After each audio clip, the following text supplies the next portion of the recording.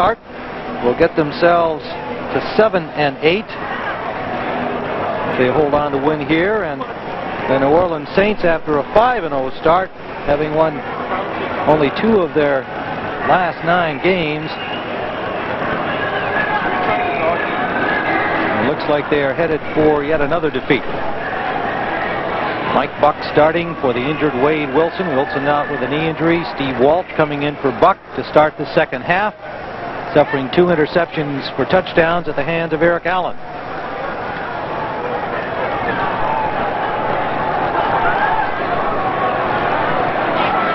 Anderson will attempt the onside kick.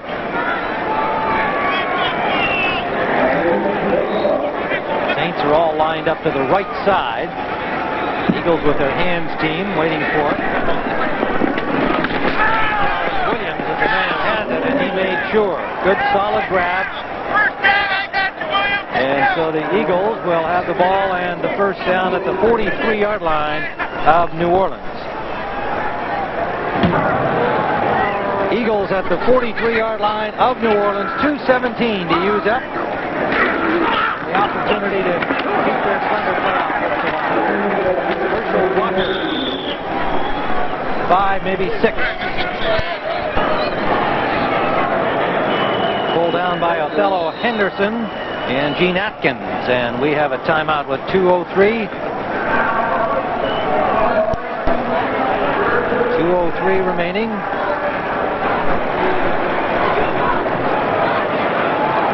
Jim Mora, of course, in some circles, certainly around the New Orleans area, a lot of disappointment in the team this year, coming under some heat, but that is one of the most consistent coaches in the National Football League. I can't imagine that he should be in any difficulty down there when things go badly as they did. The coach and the quarterback always take the blame, but that's a guy who maybe, if he could be blamed for anything, Matt, maybe a little loyalty to some of the older players. We've seen that with Mike Ditka. We've seen it with Joe Gibbs.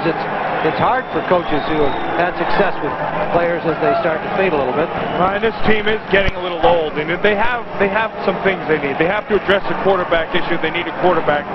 They're getting old on defense. They have to be able to replace the players. And, you know, Jim Mora told us that he had a feeling this was coming watching this team in preseason. He just felt like his defense wasn't as dominant as it was.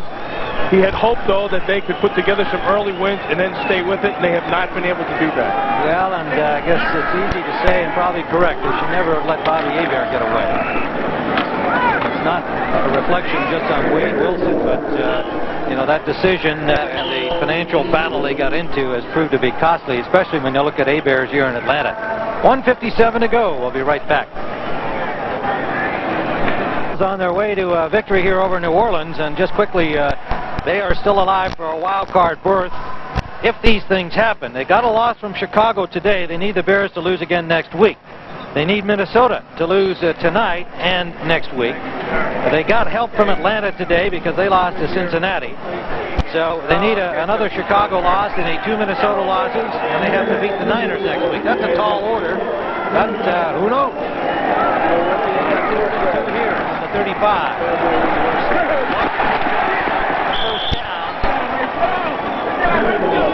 Nice job by Walker at the end. Knew he had the first down and then made sure he wasn't going out of bounds. He just kind of laid down.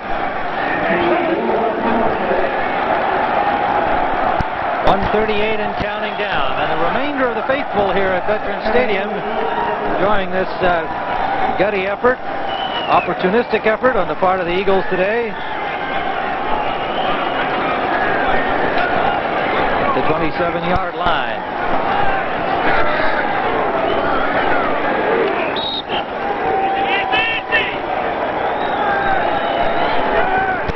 Bailey got hurt on a play in which nobody's supposed to get touched. He tripped over somebody, I believe. Well, we've got doubleheader action here on CBS. The Giants will be at Phoenix, Washington will be at Dallas, and the Buccaneers will be at Denver. So stay with us for more action today. The apparent New Orleans loss and the Lion victory today will clinch a playoff berth for Detroit, and next week they'll play for the NFC Central Championship against the Packers, who beat the Raiders today. Well, they're about to. We haven't got a final on that, but they have that commanding lead.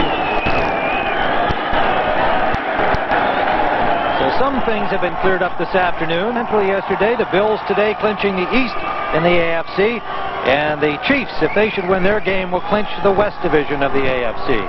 Jim Moore and Richie Kotite with their game farewells. And we credit this one to Eric Allen and the Philadelphia Eagles. Eric Allen played himself a very good football game, as did Bubby Brister, and I think that Eagle offensive line did themselves a good job. This is sound offensive football. It maximizes Brister's efficiency and gives the Eagles their best chance to establish control. Know why when Philadelphia has the best fans in the National League. Swing and a miss. There it is. Number 300 for Kurt Schilling. Swing and a long drive. Grand slam. Swing and a long drive. There it is. Number 500 for Michael Jack Smith. High apple pie in the sky. Unbelievable. The Phillies have won. Every week we host a baseball show on the radio, and we have a Voices of the Game segment, and pretty soon Harry Callis is going to be in